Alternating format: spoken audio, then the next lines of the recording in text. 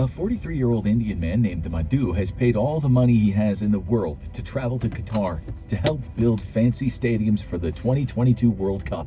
It means early starts, late finishes, grueling labor, and then one day, just like that, he's dead.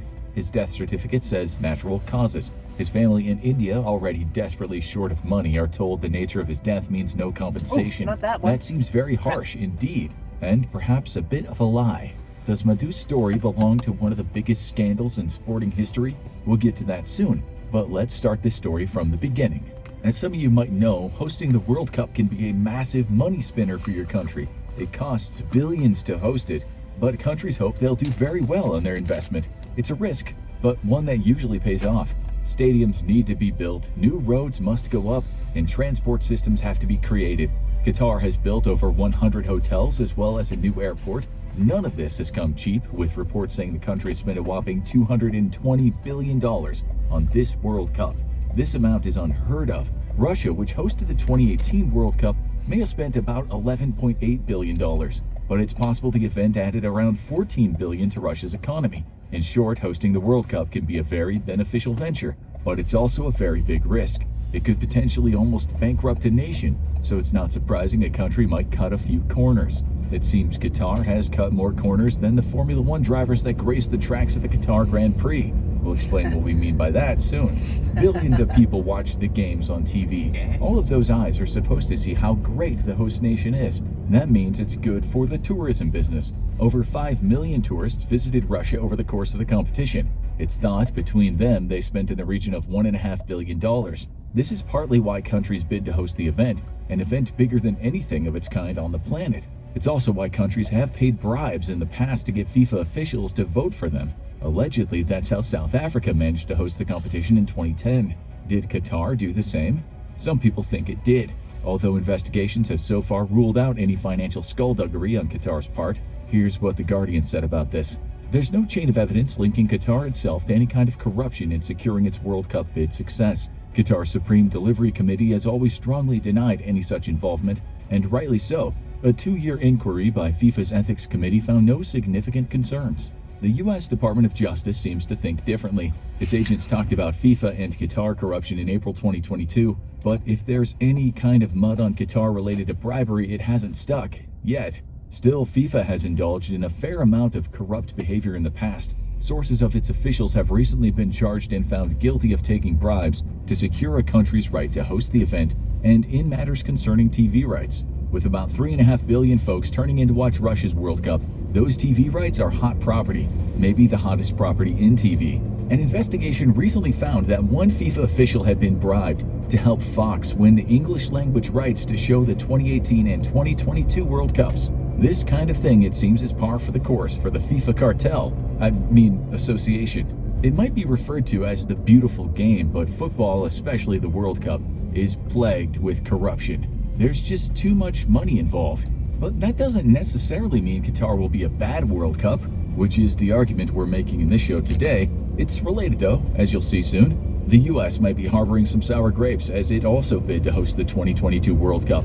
It's not easy winning the right to host the event. England, the true home of football, lost out in its effort to host the tournament in 2018. England has only hosted once in 1966 when it won the entire competition. France has only hosted it once, as has Spain. Belgium and the Netherlands also lost out in 2018, along with Spain and Portugal. These are all great football nations. That's something you need to keep in mind for the purpose of the show we're making today. For the 2022 World Cup, Australia, Indonesia, Japan, Mexico, Qatar, South Korea, and the United States all bid. And in 2010, when the votes were cast, Qatar came out the winner. You could argue that the US should not have won, seeing it hosted the event in 1994. Japan and South Korea hosted it in 2002, so you think they too wouldn't get it again so fast. Australia and Indonesia have never hosted it, although Indonesia's effort was disqualified because of insufficient government support, and Mexico withdrew its bid due to financial reasons. It was still a surprise that Qatar won, for the reasons we'll talk about soon. It should be said here that 24 FIFA officials should have cast votes, but 2 of them did not vote in the 2022 determination because they'd been accused of selling votes. FIFA didn't find this out itself. It took a British newspaper's investigation to get to the bottom of it. It should also be said that the others who cast a vote were far from squeaky clean.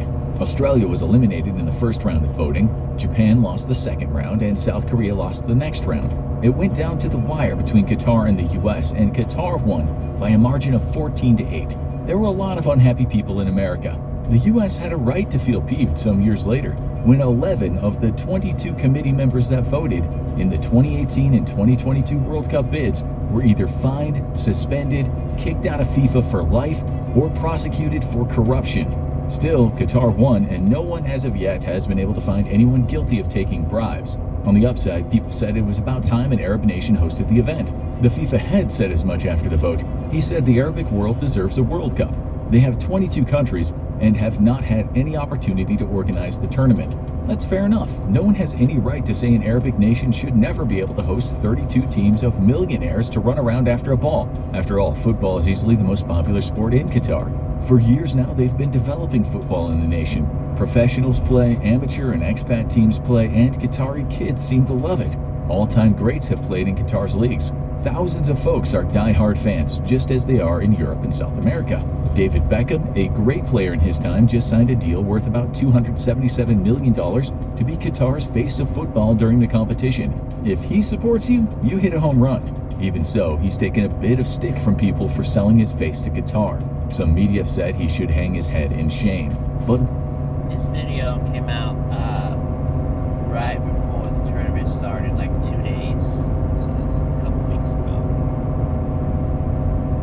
Why shouldn't Qatari citizens get to watch the biggest sporting event in the world in their hometowns? Here we'll give you a list of reasons. I will link in the description directly to the video that we're watching here. Smallest to the biggest. One of the reasons is simply the weather. It is hot in Qatar, really hot.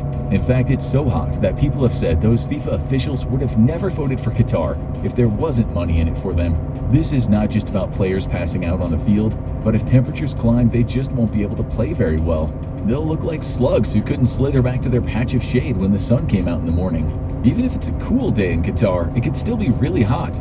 Although in November, the temperature will likely be anywhere from 21 degrees to 26 degrees Celsius or 69 to 79 degrees Fahrenheit.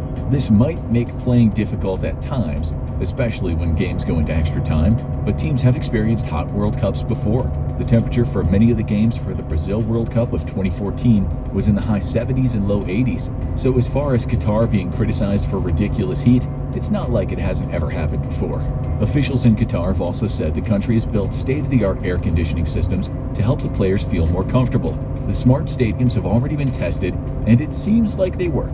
So, regarding this critique, we think the naysayers don't have much of a point. A Qatari official explained, when games are not taking place, the solar installations at the stadiums will export energy to the power grid. During matches, the stadiums will draw energy from the grid. This is the basis for the stadium's carbon neutrality. He added that Qatar will later help other countries develop similar systems. That said, the World Cup being held in November and December does have a negative impact for some fans and players. It means that the leagues where most of the players play have been interrupted. Even so, FIFA has been mulling over the idea of Winter World Cups because many countries around the world have really hot summers, the traditional time to hold the event. All of this won't matter to a lot of football fans who will be traveling to Qatar. Sure, it might come a bit too close to Christmas and money might be tight, but they'll probably be happy to get some sunshine. What will bug them, though, is the lack of places where they can get blind drunk. Remember, football fans are renowned for their boozing, which in the past has unfortunately led to mostly Europeans fighting each other and smashing up local bars and restaurants. Booze isn't illegal in Qatar like in some other Muslim nations, but let's just say that drinking in the street and screaming football songs would certainly not be appreciated on a normal day in Qatar. You'll probably end up getting arrested for that. Nonetheless, not having pot-bellied men from North London screaming at opposing fans in the street, "Come on, let's have it, you muppets," could be a good thing.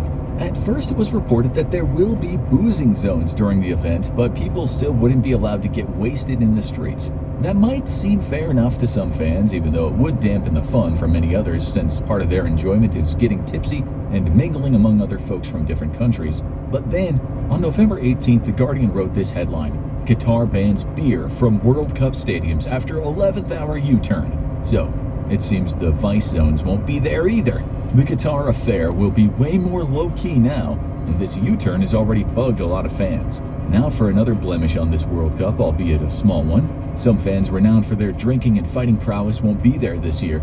They are Russian fans, since FIFA suspended Russia's right to play because of the Ukraine situation. While this might not affect the competition much at all, it's still a bad thing in general. Russia is sometimes a pretty good team, and it's not the players' fault that Putin did what he did. Others have argued that it seems a bit contradictory, given the aggressive and sometimes criminal military actions of Saudi Arabia, the UK, the US, and other nations. The UN has stated the 2003 invasion of Iraq was a crime of a war of aggression, but we didn't see the US being told they were banned from playing in the World Cup. Now, let's turn away from this touchy topic. I didn't think of all that these at things all. so far haven't elicited That's the a good brunt of point. criticism against Qatar's World Cup. What's really got people annoyed is the human rights, or lack thereof, saying Qatar is I was hearing some really strong kind of like neoliberal vibes coming from it, like definitely